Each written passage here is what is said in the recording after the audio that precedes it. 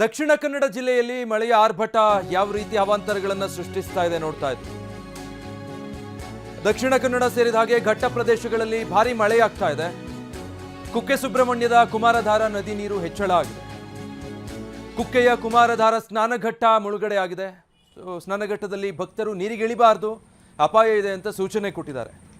ದಕ್ಷಿಣ ಕನ್ನಡ ಜಿಲ್ಲೆಯ ಸುಳ್ಯ ತಾಲೂಕಿನ ಕುಕ್ಕೆ ಸುಬ್ರಹ್ಮಣ್ಯ ಅಲ್ಲಿನ ಸ್ನಾನಘಟ್ಟ ಸಂಪೂರ್ಣ ಮುಳುಗಡೆಯಾಗಿದೆ.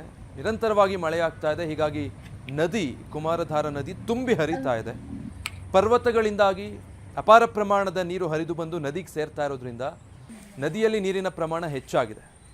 ಸ್ನಾನಘಟ್ಟ ಕೂಡ ಸಂಪೂರ್ಣವಾಗಿ ಮುಳುಗಡೆಯಾಗಿದೆ.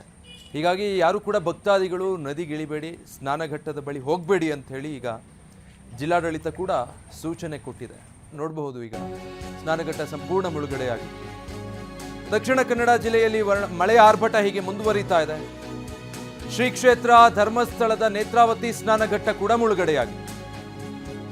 ದಕ್ಷಿಣ ಕನ್ನಡ ಜಿಲ್ಲೆ ಬೆಳ್ತಂಗಡಿ ತಾಲೂಕಿನ ಧರ್ಮಸ್ಥಳದಲ್ಲೂ ಅದೇ ಪರಿಸ್ಥಿತಿ.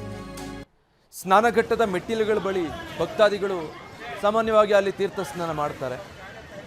ಆದರೆ ಇಂಥ ಸಂದರ್ಭಗಳಲ್ಲಿ ಅದು ಅಪಾಯಕಾರಿಯಾಗಬಹುದು.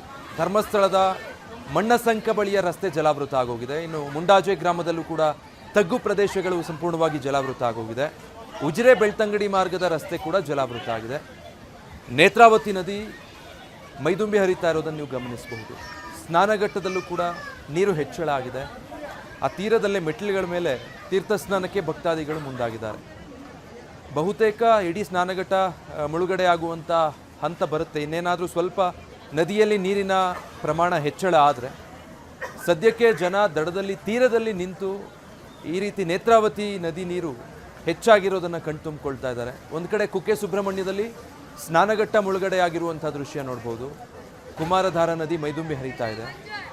ಮತ್ತೊಂದು ಕಡೆ ಇದು ಧರ್ಮಸ್ಥಳದಲ್ಲಿ ನೇತ್ರಾವತಿಯ ಸ್ನಾನಘಟ್ಟ ಕೂಡ ಮುಳುಗಡೆಯ ಹಂತವನ್ನು ತಲುಪಿದೆ. ದಕ್ಷಿಣ ಕನ್ನಡ ಜಿಲ್ಲೆಯಲ್ಲಿ ಎರಡೂ ನದಿಗಳು ಕೂಡ ಅಪಾರ ಪ್ರಮಾಣದ ನೀರು ಸೇರ್ಪಡೆಯಾಗಿರೋದ್ರಿಂದ ಈ ಪರಿಸ್ಥಿತಿ ನಿರ್ಮಾಣ ಆಗಿದೆ. ನೇತ್ರಾವತಿ ನದಿ ತೀರದಿಂದ ನಮ್ಮ ಪ್ರತಿನಿಧಿ ಪೃಥ್ವಿರಾಜ್ ಒಂದು ವರದಿ ಕೊಟ್ಟಿದ್ದಾರೆ, ನೋಡೋಣ.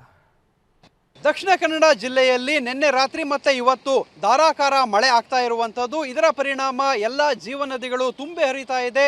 ನೇತ್ರಾವತಿ, ಫಲ್ಗುಣಿ, ಕುಮಾರಧಾರ ಹೀಗೆ ಸೇರಿದಂತೆ ಸಾಕಷ್ಟು ನದಿ ಹೊಳೆಗಳೆಲ್ಲವೂ ಕೂಡ ತುಂಬಿ ಹರಿತಾ ಇರುವಂಥದ್ದು. ನಾನಿವಾಗ ನೇತ್ರಾವತಿ ನದಿಯ ಪಕ್ಕದಲ್ಲಿದ್ದೀನಿ. ಇಲ್ಲಿ ನೋಡ್ಬೋದಾಗಿದೆ ನೇತ್ರಾವತಿ ನದಿ ತುಂಬಿ ಈಗ ಹರಿತಾ ಇರುವಂಥದ್ದು. ಅಂದರೆ ಏನು ನಿನ್ನೆವರೆಗೂ ಕೂಡ ಹರಿವಿನ ಪ್ರಮಾಣ ಸಾಕಷ್ಟು ಕಡಿಮೆ ಇತ್ತು.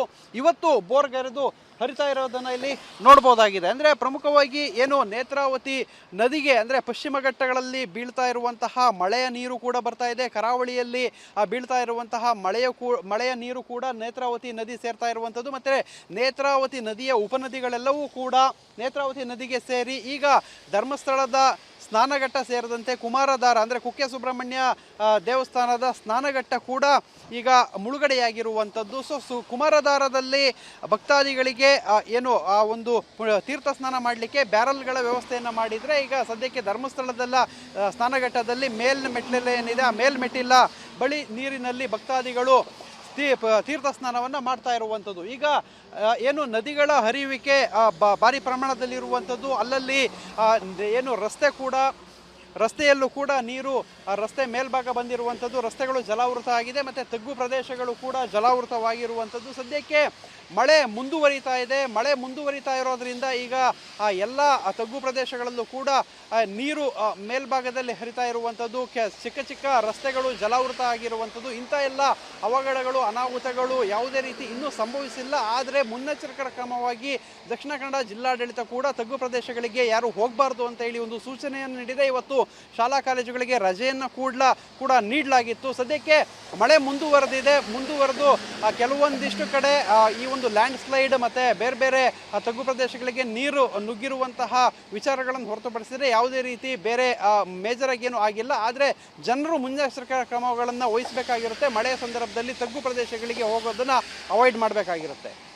ಕ್ಯಾಮ್ರಾಮ್ಯಾನ್ ವಿಲ್ಫ್ರೆಡ್ ಜೊತೆ ಪೃಥ್ವಿರಾಜ್ ಬೊಮ್ಮನಕೆರೆ, TV9 ಮಂಗಳೂರು.